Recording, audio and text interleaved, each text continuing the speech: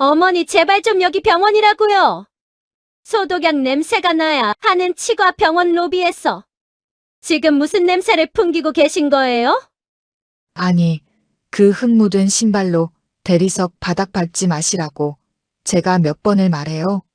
수준 떨어져서 진짜. 당장 그 거지 같은 채소 박스 들고 나가세요. 내 병원 망하게 하려고 작정하셨어? 쨍그랑. 날카로운 고함과 함께 내가 밤잠 설쳐가며 새벽 이슬 맞고 딴 애호박이며 상추가 차가운 병원 바닥으로 나뒹굴었다. 며느리의 뾰족한 구두 굽이 내 정성을, 아니, 내 자존심을 짓밟고 있었다. 사연 시작 전 구독, 좋아요 부탁드립니다. 댓글로 지금 어디서 시청하고 계신지 소통해 주신다면 큰 힘이 됩니다. 사람이 살다 보면 기가 막혀서 말도 안 나오는 순간이 있다고들 하지요. 내 나이 65. 산전수전 다 겪고 남편 먼저 보내고 악착같이 아들 하나 키워내면서 이제는 좀 마음 편히 흙이나 만지며 살 수 있으려나 했습니다. 그런데 내 인생의 가장 잔인한 폭풍우가 가장 믿었던 자식놈의 화려한 병원 개원식 날 몰아칠 줄은 꿈에도 몰랐습니다. 오늘 아침 공기는 유난히도 달았습니다. 경기도 외곽, 죽은 남편이 유일하게 내게 남겨준 그 자그마한 밭대기에는 지난밤 내린 비를 머금은 상추들이 초록빛을 뽐내며 파릇파릇하게 올라와 있었지요. 나는 아픈 허리도 잊은 채 신이 나서 밭으로 나갔습니다. 아이고 예쁜 것들. 우리 준영이 입에 들어갈 건데 농약 한 방울 칠 수 있나.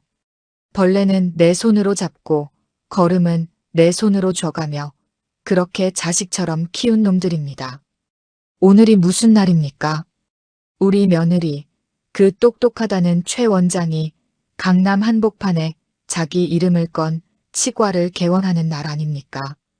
빈손으로 갈 수야 없지요. 남들은 돈 봉투다 화분이다 번드르르한 걸 들고 가겠지만 내 마음은 그게 아닙니다. 의사 며느리랍시고 하루 종일 서서 일할 텐데 밥이나 제대로 챙겨 먹겠습니까? 직접 짠 고소한 들기름 한 병, 새벽부터 방앗간 가서 빻아온 고춧가루, 그리고 이 싱싱한 채소들.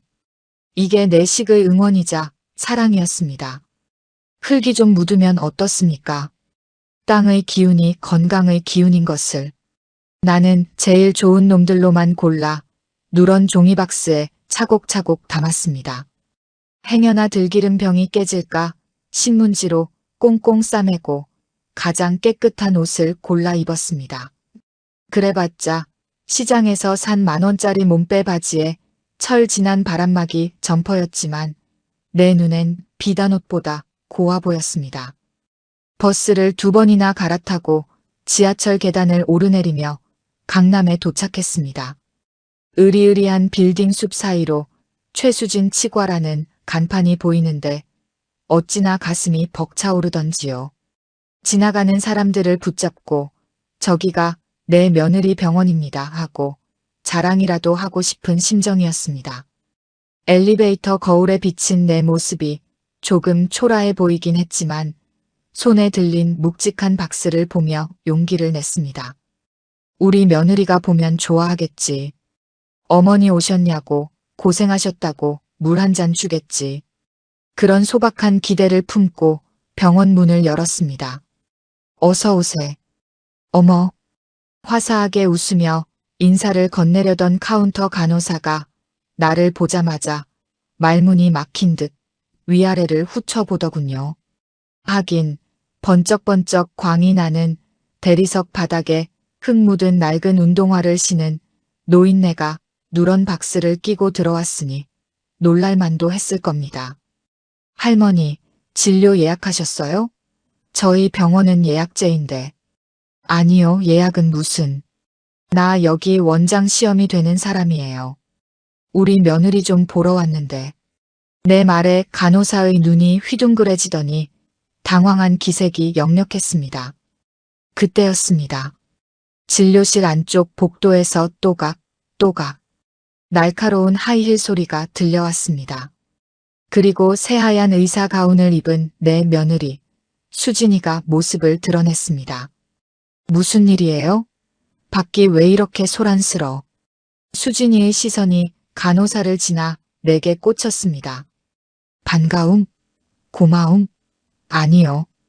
그 눈에 서린 건 명백한 경멸과 짜증이었습니다. 수진이는 미간을 확 찌푸리더니 성큼성큼 내게 다가와 내 팔을 거칠게 낚아챘습니다. 어머님, 여길 지금 말도 없이 오시면 어떡해요? 아가, 오늘 개원식이잖니. 내가 그냥 있을 수가 있어야지. 이거 봐라. 아침에 밭에서 딴 건데.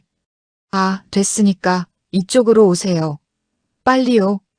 며느리는 내 말이 끝나기도 전에 나를 거의 질질 끌다시피 해서 구석에 있는 원장실로 밀어 넣었습니다. 로비에 앉아있던 차려입은 손님들이 수군거리는 소리가 등 뒤로 따갑게 꽂혔습니다. 쾅! 원장실 문이 닫히자마자 며느리는 잡고 있던 내 팔을 벌레 털어내듯 획 뿌리쳤습니다. 그리고는 깊은 한숨을 내쉬며 머리카락을 쓸어 넘기더군요. 어머님, 제가 말씀드렸잖아요. 오늘 중요한 VIP 손님들 오신다고요. 제 동기들, 교수님들, 그리고 강남 사모님들 다 오시는 자리예요. 그런데 그 차림으로. 정말 미치겠네. 아니, 내가 뭐 죄 지었냐? 내 아들, 내 며느리 병원에 축하하러 온 게 죄야? 그리고 이거 봐라. 내가 좋아하는 상추랑 들기름. 내가 박스를 테이블 위에 올려놓으려 하자 며느리가 기겁을 하며 막아섰습니다. 그거 내려놓지 마세요. 어제 새로 산 이태리제 대리석 테이블이에요. 거기에 흙 묻으면 어머님이 물어내실 거예요? 제발 좀 수준 좀 맞추시라고요. 가슴 한 구석이 쿵 하고 내려앉았습니다. 수준이라니. 자식 입에 들어가는 음식 싸온 어미에게 수준을 운운하는 그 입술이 너무나 낯설고 매서웠습니다. 그때 원장실 문이 열리며 누군가 들어왔습니다. 화려한 보석으로 치장한 사돈어른, 안여사였습니다. 어머, 사부인? 아니, 왜 연락도 없이 오셨어요? 어우, 근데 이 냄새는 또 뭐야? 반매다 오셨어요? 사돈은 코앞에서 손부채질을 하며 인상을 썼습니다. 그 모녀의 눈빛은 똑같았습니다. 나를 냄새나는 쓰레기 취급하는 그 눈빛. 나는 쥐구멍이라도 있으면 숨고 싶은 심정이었지만 그래도 꾹 참았습니다. 내 아들 준영이를 봐서, 이제 막 시작하는 병원을 봐서 참아야 한다고 생각했습니다. 사돈 오셨는가? 빈손으로 오기 뭐해서 내가 농사 지은 것 좀 가져왔네. 아이고, 사부인도 참. 요즘 누가 그런 걸 먹어요? 유기농 마트 가면 깨끗하게 포장된 거 널렸는데. 거지같이 흙 묻은 걸 굳이. 사돈의 말에 며느리가 이때다 싶었는지 본색을 드러냈습니다. 어머님, 잘 오셨어요. 안 그래도 제가 연락드리려고 했는데. 그 땅 파세요. 뭐, 땅이라니? 아버님이 남겨주신 그 밭말이에요. 그거 팔아서 현금화해 주세요. 저 이번에 병원 인테리어하고 기계 들이느라 대출 많이 낀 거 아시잖아요. 지금 당장 급한 불 꺼야 해요. 나는 내 귀를 의심했습니다. 또 그 소리. 결혼할 때부터 지금까지 지겹게 들어온 그 소리. 수진아, 내가 몇 번을 말했니? 그 땅은 안 된다. 내 시아버지가 평생을 피땀 흘려 마련해서 나중에 늙으면 거기서 상추 심고 소일거리 하라고 남겨준 땅이야. 내 추억이고 내 생명줄이다. 그리고 그 땅 팔아봤자 얼마나 나온다고 그러냐. 개발 제한 구역이라 헐값이나 받을 텐데. 아니, 그러니까 헐값이라도 팔라고요. 지금 1,000만 원, 2,000만 원이 급하다니까요. 어머님은 며느리가 빚더미에 앉아서 신용불량자 되게 생겼는데 그깟 풀떼기 씹는 게 더 중요하세요? 며느리의 목소리가 점점 높아졌습니다. 사돈까지 거들고 나섰습니다. 사부인 너무하시네. 죽은 남편 추억이 산 자식보다 중해요. 우리는 이번에 병원해 주느라 집 담보 대출까지 받았는데 사부인은 그 밭조가리 하나 못 내놔요. 정말 이기적이시네. 사돈, 말은 바로 하십시다. 이 병원 차릴 때 내 노후 자금 1억 보태준 건 기억 안 나요? 그 돈이면 내가 죽을 때까지 편히 살 돈이었소. 그런데 이제 와서 내 목숨 같은 땅까지 내놓으라니 그건 벼룩의 간을 내먹는 거지. 나도 모르게 언성이 높아졌습니다. 그동안 쌓이고 쌓였던 서러움이 터져나온 것이지요. 그러자 며느리의 얼굴이 순식간에 불그락푸르락 변했습니다. 1억이요? 요즘 강남 전셋값이 얼만지나 아세요? 그 돈으로 생색 좀 내지 마세요. 남들은 시댁에서 아파트 해준다, 건물 해준다 난리인데 저는 겨우 1억 받고 감지덕지하라는 거예요? 아파트 한 채 못 해주는 주제에 무슨 말이 그렇게 많아요? 뭐라? 아파트 한 채 못 해주는 주제에? 나는 말문이 턱 막혔습니다. 내 손발이 다 닳도록 키워서 의사 사모님 만들어 놨더니 돌아오는 말이 고작 주제라는 비수였습니다. 그래요. 능력 없으면 눈치라도 있으셔야죠. 왜 개원식 날 와서 행패세요? 당장 나가세요. 그리고 그 땅 처분해서 돈 가져오기 전엔 다신 여기 얼씬도 하지 마세요. 며느리는 악에 바친 듯 소리를 지르더니 내가 소중하게 안고 있던 박스를 거칠게 잡아챘습니다. 이깟 쓰레기 좀 치우라고요. 와장창. 며느리가 박스를 바닥으로 내동댕이 쳤습니다.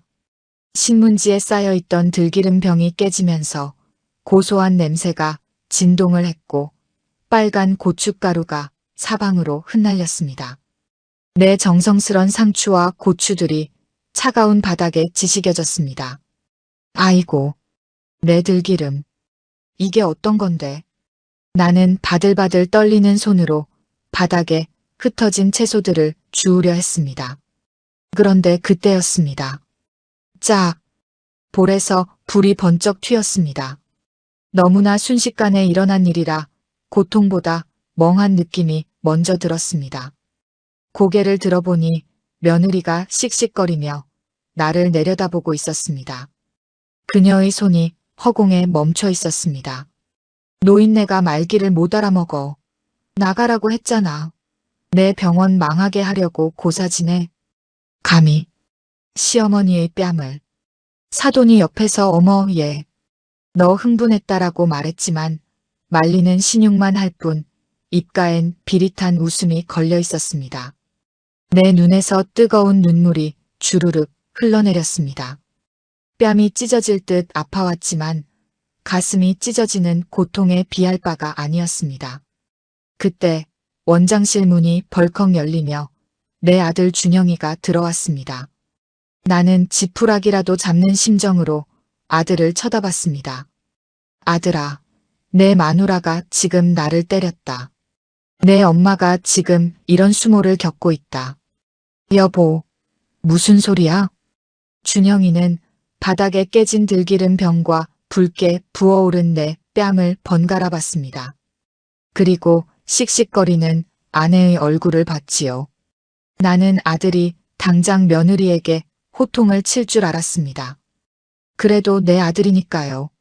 하지만 준영이는 깊은 한숨을 푹 내쉬더니 짜증 섞인 목소리로 내게 말했습니다. 엄마. 그래, 준영아. 내 처가 지금 나를. 엄마가 좀 참지 그랬어. 뭐? 오늘 수진이 예민한 거 몰라? 개원 첫날이라 신경 곤두서 있는데 거길 굳이 찾아와서 이 사단을 만들어. 그리고 그 땅 얘기. 나도 수진이 말이 맞아. 그냥 팔아주지 좀. 그거 쥐고 있다고 쌀이 나와 밥이 나와. 자식은 죽겠다는데 엄마는 그 흙덩이가 그렇게 중요해. 아들의 말은 며느리의 손찌검보다 더 잔인하게 내 심장에 꽂혔습니다. 하늘이 무너진다는 게 이런 걸까요? 내 모든 인생이 부정당하는 기분이었습니다. 박서방 말이 100번 옳네. 사부인 들었죠?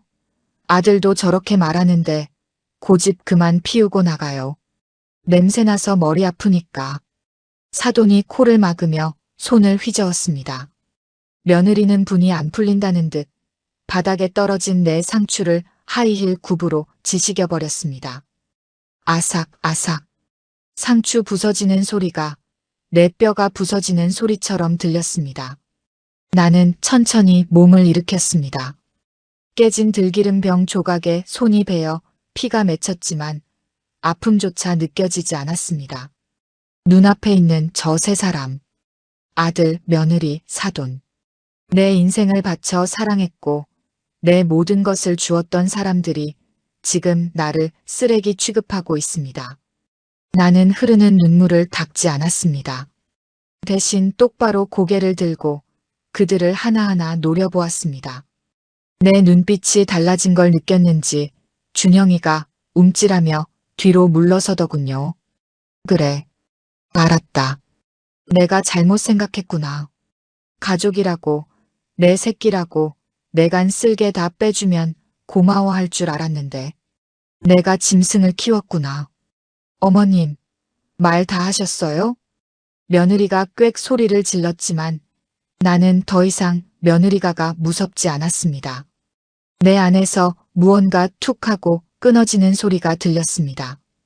그건 모정이었을 수도 마지막 남은 미련이었을 수도 있습니다. 잘 들어라. 오늘 너희가 짓밟은 건 이깟 상추가 아니다. 너희는 오늘 너희들 인생의 가장 큰 복을 제 발로 걷어차버린 거야. 나는 흙투성이가 된 점퍼를 털고 뒤도 돌아보지 않고 원장실을 나왔습니다. 등 뒤에서 저 노인네가 노망이 났나. 무슨 복타령이야? 비아냥거리는 사돈의 목소리가 들렸지만 상관없습니다. 병원 로비를 걸어 나오는 내 발걸음은 들어올 때와 달리 무거웠지만 머릿속은 차갑게 식어가고 있었습니다. 화려한 병원 입구, 그 너머로 보이는 강남의 빌딩 숲, 그리고 내가 서 있는 이 자리. 며느리는 꿈에도 모를 겁니다. 자기가 쫓아낸 이 초라한 시어머니가 사실은 자기가 그토록 벌벌 기는 건물주가 누구인지 말입니다. 나는 주머니 속에서 꼬깃꼬깃해진 휴대전화를 꺼냈습니다. 그리고 단축번호 1번을 꾹 눌렀습니다. 저장된 이름은 김 변호사. 신호가 몇 번 가기도 전에 중후한 목소리가 들려왔습니다. 네, 회장님. 김 변호사입니다. 나는 병원 간판을 올려다보며 낮지만 단호한 목소리로 말했습니다. 김 변호사. 지금 당장 서류 좀 준비해야겠네. 아주 재미있는 계약을 하나 해지해야겠어. 내 입가에 서늘한 미소가 번졌습니다. 눈물은 말랐습니다. 이제 진짜 갑질이 뭔지 가르쳐줄 시간이었습니다. 그날 병원을 나온 뒤로 나는 며느리와 아들에게서 걸려오는 모든 전화를 차단했습니다. 아마 처음엔 그랬겠지요. 노인네가 삐져서 시골 처박혀 있나 보다. 돈줄 끊길까봐 겁나서 숨었나 보다. 지들끼리 킬킬대며 내 욕을 안주 삼아 씹어댔을 겁니다. 하지만 그 평화 오래가지 못했을 겁니다. 내가 흘린 눈물이 마르기도 전에 내 변호사 김서방이 움직였으니까요. 사람 좋게 허허거리던 시골 할머니가 강남 빌딩의 실소유주라는 사실을 꿈에도 모르는 그들에게 지옥은 아주 현실적인 모습으로 찾아갔습니다. 일주일이 지났을까요? 나는 안방에 앉아 김 변호사가 보내주는 보고를 받으며 상상만으로도 입꼬리가 올라가는 걸 참을 수 없었습니다. 사건의 시작은 병원 주차장이었습니다. 강남 한복판에서 병원 하는데 주차장 없으면 그게 병원입니까? 그 건물 주차 관리권 누구한테 있는지 아십니까? 바로 접니다. 어느 날 아침 며느리 병원 앞에 노란 안내문이 대문짝만하게 붙었답니다. 본 건물 주차타워 긴급 보수 공사. 공사 기간 미정. 입주사 고객 주차 전면 금지. 상상이 가십니까? 예약 시간 맞춰온 비싼 외제차들이 줄줄이 병원 앞에서 막히고 발렛 파킹 해주던 직원들은 내 지시대로 차를 다 돌려보냈으니 병원은 아침부터 아수라장이 됐을 겁니다. 아니, 원장님. 주차가 안 되면 미리 연락을 줬어야죠. 차를 어디다 대라고요? 이 비싼 차를 길바닥에 버려요? VIP 고객들이 카운터에 대고 고래고래 소리를 지르는 모습이 눈에 선합니다. 수진이 그의 성격에 얼굴이 시뻘개져서 관리실로 뛰어내려갔겠지요. 소장님, 이게 무슨 짓이에요? 공사를 할 거면 협의를 해야지. 손님들을 다 쫓아내면 어떡해요? 하지만 우리 관리소장, 내가 월급 주며 데리고 있는 사람입니다. 내 말이라면 파트로 매주를 쏜데도 믿는 충신이지요. 아, 최 원장님. 우리도 어쩔 수 없어요. 건물주 회장님이 안전 진단 결과 보시고는 노발대발하셔서 당장 폐쇄하라고 난리신데 제가 무슨 힘이 있습니까? 꼬우면 회장님한테 따지시든가. 그 회장님이 누군데요? 도대체 코빼기도 안 보이고 연락처도 안 가르쳐 주면서 사람을 이렇게 피 말리게 해요?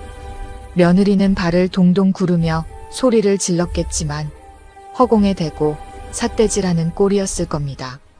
하지만 이건 시작에 불과했지요. 주차장이 막히니 다음은 뭐겠습니까? 바로 엘리베이터입니다. 치과가 4층인데 계단으로 올라오라면 요즘 사람들, 특히 돈 좀 있다는 사모님들 절대 안 옵니다. 승강기 정기 점검 및 부품 교체. 이 딱지 하나 붙여놓으니 하루 매출이 반토막 나는 건 일도 아니었지요. 건물주가 안전을 위해서 한다는데 세입자가 무슨 명분으로 맡겠습니까? 그렇게 며느리의 속이 새까맣게 타들어가던 어느 오후 결정타를 날렸습니다. 병원으로 등기 우편 하나가 도착했습니다. 법무법인 이름이 찍힌 두툼한 봉투. 내용 증명이었습니다. 수진이는 아마 손을 벌벌 떨며 봉투를 뜯었을 겁니다.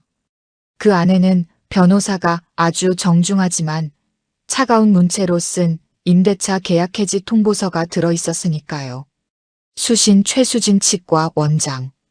발신 건물주 대리인 법무법인 태산. 제목 임대차 계약 갱신 거절 및 명도 요청의 건. 사유는 명확했습니다. 첫째, 3개월치 임대료 지연 지급. 개원 준비하느라 돈 없다고 월세 며칠 늦게 낸 걸 내가 꼬투리 잡았습니다. 법적으로는 약한 사유지만 건물주의 심기를 건드리기엔 충분했지요. 그리고 둘째, 이게 핵심입니다. 건물주의 직계 존비속이 해당 건물을 직접 사용할 계획임. 법적으로 주인이 쓰겠다는데 나가라면 나가야지 별 수 있습니까? 거기에 한 줄 더 붙였습니다. 임차인의 품위 유지 의무 위반 및 건물 이미지 실추 우려.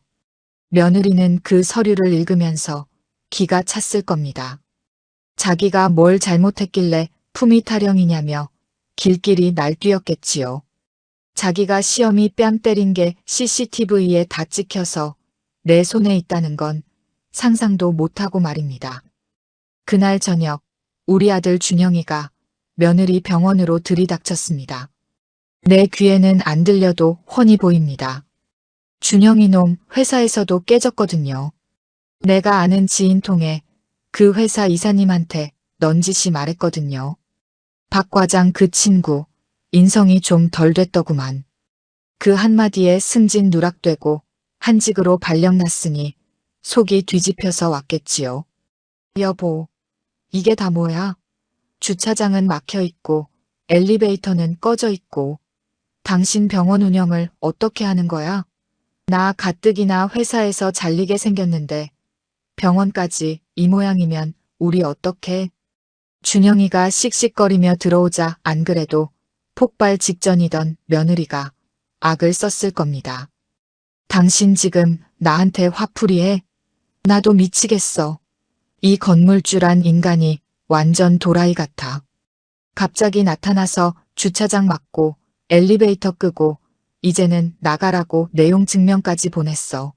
내가 인테리어에 쏟아부은 돈이 얼만데 나가라니. 이게 말이 돼? 뭐, 나가라고? 아니, 계약한 지 얼마나 됐다고. 그럼 가서 빌기라도 해야지. 당신은 뭐 했어? 의사랍시고 고개 뻣뻣하게 굴다가 미운 털 박힌 거 아니야? 내가 뭘 어쨌다고 그래. 나 원장이야.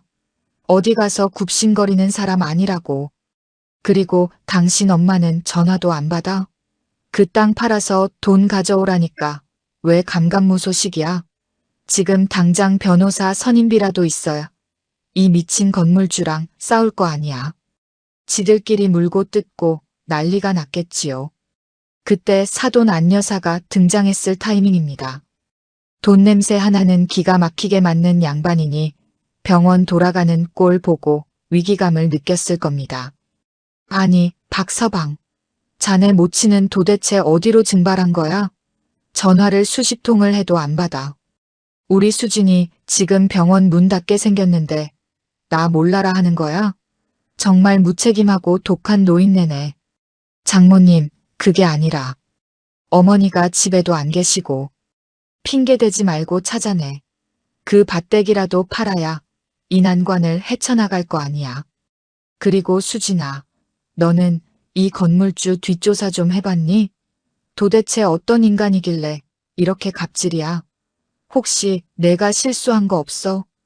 사돈의 말에 며느리가 뭔가 생각난 듯 눈을 번뜩였을 겁니다.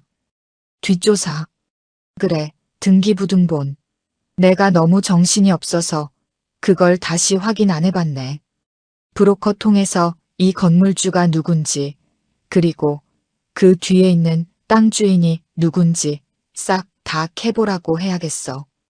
이 건물주가 우리 병원 노리고 들어오는 거면 가만 안 둬. 언론에 제보하고 난리 칠 거야. 며느리는 덜덜 떨리는 손으로 노트북을 켜고 인터넷 등기소를 들어갔겠지요. 나는 그 순간을 기다렸습니다. 그 아이가 진실의 꼬리를 잡는 순간을. 화면에 열람 버튼이 눌리고 로딩이 돌아가는 그 짧은 시간 동안 며느리는 무슨 생각을 했을까요? 제발 돈 많은 재벌이 아니길, 말이 통하는 사람이길 빌었을까요? 나왔다. 수진이의 목소리가 떨렸습니다. 모니터 화면에 뜬 건물 소유주 현황. 거기엔 낯익다 못해 지긋지긋한 이름 3글자가 박혀 있었을 겁니다. 소유자 주식회사 말순홀딩스 대표이사 김말순. 말순? 수진이는 자신의 눈을 의심하며 모니터를 벅벅 문질렀겠지요. 동명이인일 거라고 세상에 김말순이 한둘이냐고 스스로를 부정했을 겁니다. 하지만 그 밑에 적힌 주소지. 경기도 외곽 자신이 그토록 팔라고 강요했던 그 밭의 주소와 정확히 일치하는 걸 본 순간 며느리의 심장은 아마 발밑으로 뚝 떨어졌을 겁니다. 아니야. 말도 안 돼. 그 촌구석 노인네가, 내 시어머니가 이 빌딩 주인이라고. 옆에서 지켜보던 준영이도 사돈도 입을 떡 벌리고 굳어버렸겠지요. 준영이가 비명을 지르듯 외쳤을 겁니다. 엄마, 이게 엄마 이름이야? 엄마가 말순홀딩스 대표라고? 야, 최수진, 너 등본 잘못된 거 아니야? 아니야. 맞아. 주민등록번호 앞자리. 어머님 거랑 똑같아. 정적이 흘렀습니다. 시끄럽던 공사장 소음도 그 순간만큼은 들리지 않았을 겁니다. 그들이 느꼈을 공포. 단순히 돈 많은 건물주가 아니라 자신들이 며칠 전 개원식 날 뺨을 때리고 쓰레기 취급하며 쫓아냈던 바로 그 시어머니가 모든 일의 배후라는 사실. 그건 단순한 놀라움을 넘어선 재앙이었습니다. 어떻게? 나 어떻게 엄마? 나 어머님 뺨 때렸잖아. 상추 집 밟고 나가라고 소리쳤잖아. 근데 여기가 어머님 건물이래. 나 이제 죽었어. 수진이는 바닥에 주저앉아 사시나무 떨듯 떨기 시작했습니다. 사돈 안여사도 얼굴이 하얗게 질려 벽을 짚고 서 있었겠지요. 자기가 냄새난다고 코를 막았던 그 노인네가 자신의 딸을 살릴 수도 죽일 수도 있는 생사여탈권을 쥔 저승사자였다니. 준영이는 머리를 감싸 쥐고 괴로워했을 겁니다. 아, 미치겠네. 엄마가 왜 이런 걸 숨기고 있었어? 진작 말했으면 내가 그렇게 안 했지. 아니, 엄마도 너무하네. 자식한테 어떻게 이럴 수가 있어? 끝까지 제 탓은 안 하고 내 탓을 하는 놈. 역시 내 아들답습니다. 못난 놈. 그때 주저앉아 있던 며느리의 눈에 도끼가 서렸습니다. 궁지에 몰린 쥐는 고양이를 물려고 덤비는 법이니까요.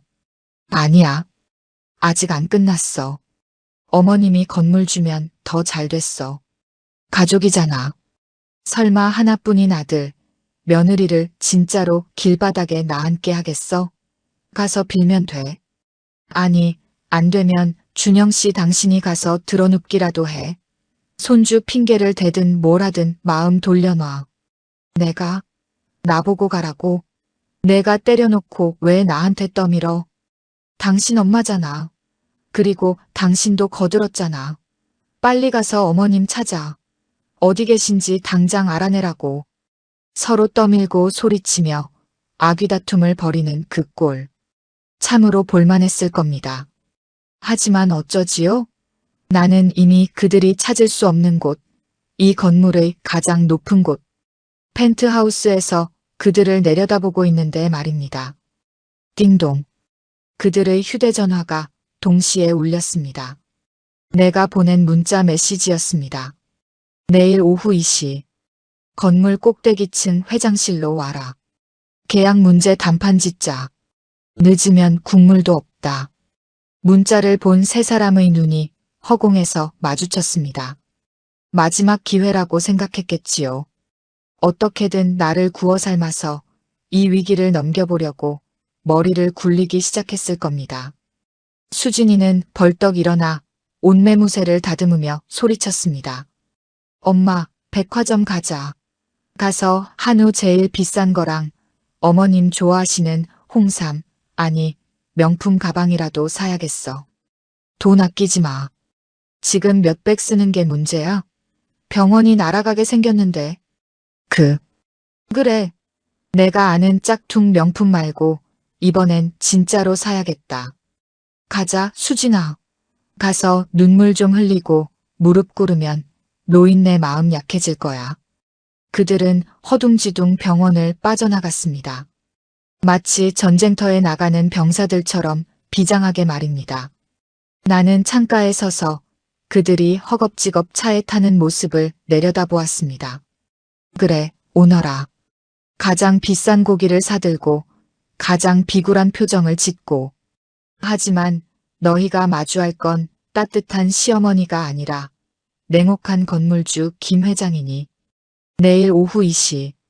내 인생의 이막을 여는 가장 화려한 쇼가 시작될 것입니다. 나는 미리 준비해둔 새 옷을 꺼냈습니다. 늘 입던 몸빼 바지가 아닌 빳빳하게 다림질된 검은색 정장 슈트. 그리고 며느리가 그토록 무시했던 내 텃밭에서 딴 상추들을 깨끗이 씻어 접시에 담았습니다. 내일 그들이 이 문을 열고 들어올 때 나는 아주 맛있게 그 상추 쌈을 먹고 있을 생각입니다.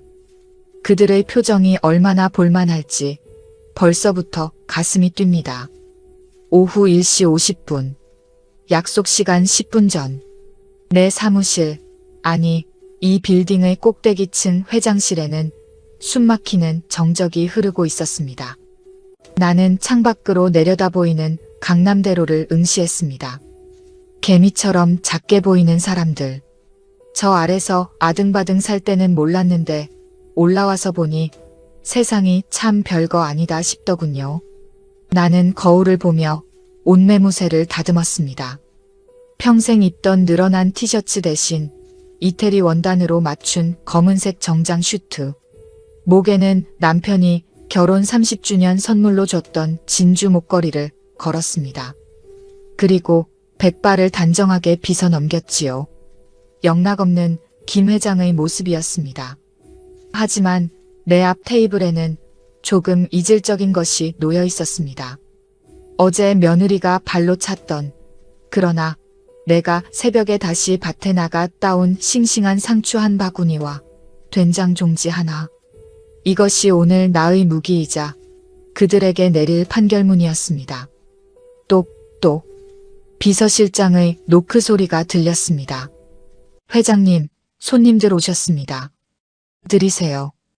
육중한 마호가니 문이 열리고 세 사람이 쭈뼛거리며 들어왔습니다. 며느리 수진이, 아들 준영이, 그리고 사돈 안여사. 그들의 몰골은 가관이었습니다. 하룻밤 사이에 10년은 늙은 듯 초췌한 얼굴들. 하지만 그 손에는 백화점 쇼핑백이며 최고급 한우 세트가 바리바리 들려있더군요. 그들은 창가 쪽을 향해 돌아앉은 내 의자 뒤통수만 보고 서 있었습니다. 아직 내가 누구인지 눈으로 확인하지 못했으니까요. 하지만 공포에 질린 숨소리가 내 귀까지 들려왔습니다.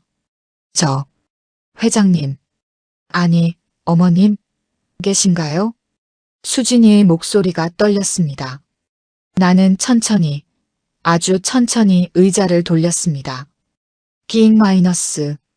가죽 의자가 돌아가고 내가 그들을 정면으로 마주한 순간. 흡. 사돈 안여사가 헛바람을 들이키며 뒷걸음질 쳤습니다. 수진이는 들고 있던 쇼핑백을 툭 떨어뜨렸습니다. 준영이는 입을 떡 벌린 채 안경이 흘러내리는 줄도 모르고 있더군요. 나는 다리를 꼬고 앉아 그들을 무표정하게 내려다보았습니다. 왔냐? 시간 딱 맞춰 왔네. 어머. 님? 왜 내가 여기 앉아 있으니 이상하냐? 아니면 흙냄새가 안 나서 못 알아보겠냐? 그제야 정신이 든 듯 수진이가 앞으로 달려나와 바닥에 털썩 무릎을 꿇었습니다. 그 도도하던 칙과 원장의 자존심은 내 정장 바지 끝자락 앞에서 산산조각이 났습니다. 어머님, 진짜 어머님이셨어요? 세상에. 저는 꿈에도 몰랐어요. 진작 말씀을 하시지 그러셨어요. 가족끼리 이게 무슨 착오가. 차고? 가족? 나는 코웃음을 쳤습니다. 옆에 서 있던 사돈도 눈치를 보며 넙죽 엎드리더군요. 아이고 사부인. 아니 회장님. 제가 죽을 죄를 지었습니다. 제 눈이 삐었지. 어떻게 사부인을 못 알아보고. 이거 받으세요. 제가 백화점 가서 제일 좋은 한우로 끊어왔습니다. 그리고 이건 사부인 좋아하실 것 같아서 밍크 목도리 하나. 사돈이 덜덜 떨며 내미는 한우 세트와 명품 쇼핑백. 어제까지만 해도 내 들기름 병을 쓰레기 취급하던 그 손이었습니다. 나는 그 물건들을 거들떠보지도 않고 테이블 위에 있는 상추를 하나 집어들었습니다. 한우? 밍크? 그런 거 필요 없다.